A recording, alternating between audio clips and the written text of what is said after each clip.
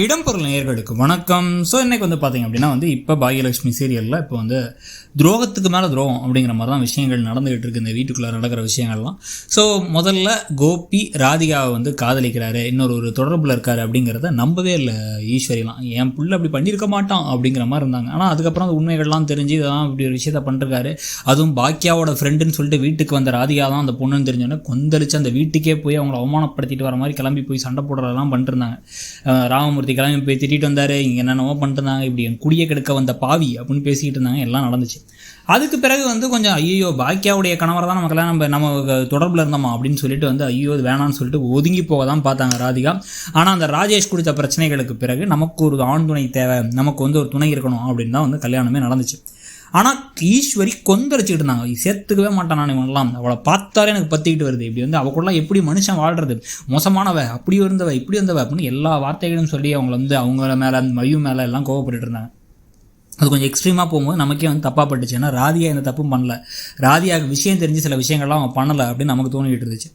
ஆனால் இப்போ பார்த்திங்க அப்படின்னா ஈஸ்வரி அப்படியே ஒரு பல்ட்டி அடிக்க ஆரம்பிச்சிட்டாங்க. அப்படியே கொஞ்சம் கொஞ்சமாக ராதிகாவை வீட்டில் சேர்த்துக்கிட்டது மட்டும் இல்லாமல் ராதிகா கிட்ட கொஞ்சம் அக்கறையாலாம் இருக்க ஆரம்பிக்கிறாங்க. ராதிகாவுடைய குழந்தைய பற்றி கேட்க ஆரம்பிக்கிறாங்க. இதில் கடைசியாக சனிக்கிழமை எபிசோடில் ராதிகாவுடைய திறமைகளை பாராட்டுறதுக்கும் அதை பார்த்து பிரமிக்கவும் செய்கிறாங்க. அது என் பிள்ளைக்காக பணத்தை கடன் வாங்கி அவனுக்கு ஒரு பிஸ்னஸை வச்சு கொடுத்துருக்கா, இவளே இந்த பிஸ்னஸில் ஹெல்ப் பண்ணி அவளே வேற பார்த்துக்கிறா, நல்ல திறமையான பொண்ணு தான், நல்ல விவரமாக இருக்கா அப்படின்னு சொல்லிட்டு கொஞ்சம் கொஞ்சமாக பாராட்ட இது எல்லாருமே அவங்கள்ட்ட ஒரு மாதிரி நடந்துக்கிறாங்க, ஒன்ட்ட ஒரு மாதிரி நடந்துக்கிறாங்களேக்கா அப்படின்னு திருப்பி எல்லாம் பாக்கியாட்ட சொன்னால் பாக்கியா அப்படிலாம் இல்லை, என்ன இருந்தாலும் என் மேலே பாசம் இருக்கும்னு நம்பிக்கையோடு இருக்காங்க. ஆனால் என்ன ஒன்று அப்படின்னா ஈஸ்வரி ஈஸியாக ஒரே செகண்டில் ராதிகா பக்கம் ஓடிடுவாங்க. ஏன்னா அவங்களுக்கு எல்லாத்தையும் விட தன்னோட பையன் தான் முக்கியம். கோபி மட்டும் தான் உலகம் உயிர் எல்லாமே, மற்றவங்களாம் தூக்கி கடைசிட்டு போகிறதுக்கு அவங்களுக்கு ரொம்ப நேரம் ஆகாது.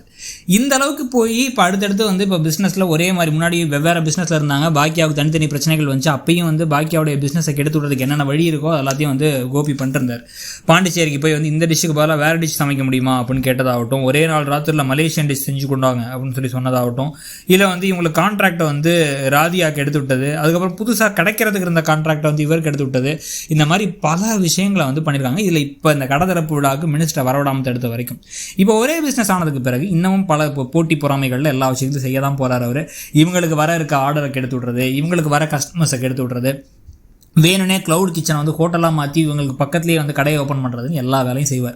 இந்த சமயத்தில் ராதிகா ஈஸ்வரியுமே அவனே பாவம் இப்போ தான் கடை வாங்கி பிஸ்னஸ் செஞ்சுக்கிட்டு இருக்கான், அவனுக்கு கொஞ்சம் விட்டு கொடு பாக்கியா அப்படிங்கிற மாதிரிலாம் பேசிகிட்டு இருக்கும்போது வாயை மூடுங்க அத்தை.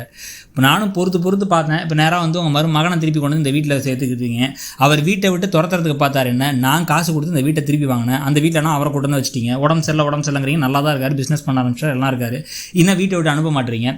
இப்போ என்னன்னா அந்த மருமகளை தலையில் தூக்கி வச்சு ஆட ஆரம்பிச்சிட்டிங்க, இவ்வளோதையும் பண்ணுறீங்க, இதுக்கப்புறம் நான் எனக்கு இந்த வீட்டில் இருக்கணும், நான் வேணா கிளம்புறேன், நான் அந்த வீட்டை விட்டே கிளம்பிடுறேன் நான் அப்படின்னு பாக்கியா காசை மட்டும் எனக்கு கொடுத்துருங்க, நான் அந்த வீட்டுக்கு கொடுத்தால காசை கொடுத்துருங்க, அந்த வீட்டை திருப்பி என்கிட்ட வாங்கிக்குவாங்க, நான் வெளில என் பிள்ளைங்களோட போயிடுறேன் அப்படின்னு சொல்கிற அளவுக்கு பாக்கியாவுக்கு கோவம் வர மாதிரி விஷயங்கள் தான் பண்ண போகிறாங்க. ஆனால் அந்த அளவுக்கு ஒரு சூடு சொன்னையெல்லாம் பாக்கியா திருப்பி கோவப்பட்டு பேசுவாங்களா, இல்லை அட்லீஸ்ட் கோபி கிட்டக்க இன்னும் எத்தனை நாளைக்கு நீங்கள் இருக்க போகிற, இது என் வீடு ஒன்று வாயை திறந்து கேட்க போகிறாங்களா, இல்லை எதுவுமே நடக்க போகிறது இல்லையாங்கிறத பற்றி உங்கள் கருத்து என்னங்கிறத சொல்லுங்கள். தேங்க்யூ. இடம்பொருள் நேயர்களுக்கு வணக்கம்.